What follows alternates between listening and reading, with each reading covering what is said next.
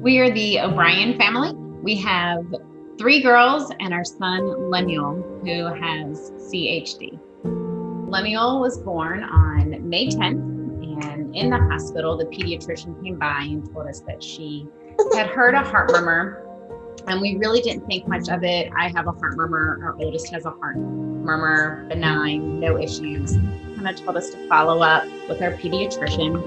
So we went and we had his first appointment, had his echo, and then Dr. Neese walked in and was just like, okay, let me get some information from you guys before I tell you what's going on. And I was shocked. And I think Dr. Neese saw that on my face because she just stopped. She kind of came up, laid her hand on my knee, and she was just like, I'm a mom. I know how hard this must be. We have 4 kids, and I feel like we've been through hard things, but this was definitely a shock. We had a procedure done with the catheter to address his aortic stenosis, and discovered with Dr. Hannah-Frant that he had supravalvular aortic stenosis, which could only be addressed through open heart surgery.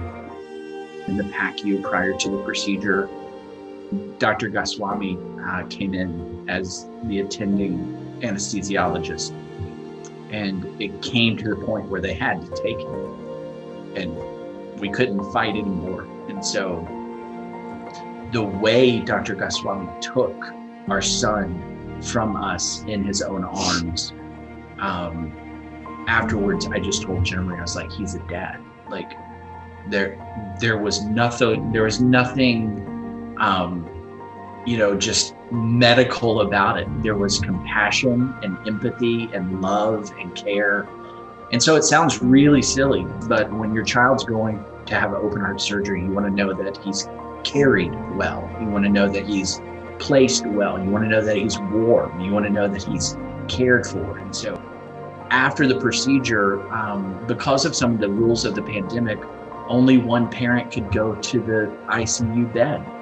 And so we had to determine who was going to go see him first. One of the things that most heart families know is that getting through it is one thing, but seeing your child for the first time in that condition is the most difficult. But we couldn't experience that together. So Dr. Neese stood in for us. Dr. Neese went with me to see him. And that was a huge, huge blessing. But I just remember even that first night, I have my son back, even though he is laid out on a hospital bed. So my instinct is it's my job now to kind of take care of him, but I don't know how. And the nurse, the night nurse was just like, Mom, I need you to put your earplugs in. I need you to go to sleep because we're going to need you tomorrow. And I've got him. And I remember rolling over at different times in the night, and she would just be standing by his bed, rocking his bed. And it was just one of those moments of it's not just medical care, but it was always the next step. It was always just the care and the tenderness. And so I would say everybody from the parking attendant to the surgeon, to the anesthesiologist, to, the nurses in the PICU. I mean, it was just, as you've seen from the emotions, that in and of itself has overwhelmed us.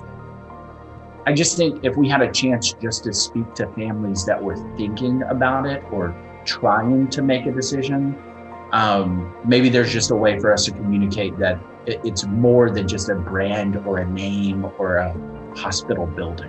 There's a family and a community of parents who have walked through this that are available to serve you and walk with you in that journey. Can you kiss? Can you say bye-bye? Bye-bye. Bye-bye. Blow kisses. Say thank you. Thank you. Can you say thank you? All Lang Syne and all the other cheers. Write your resolutions without fear, or leave them on the floor.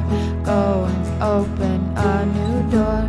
Just keep blindly facing forward. There's too much to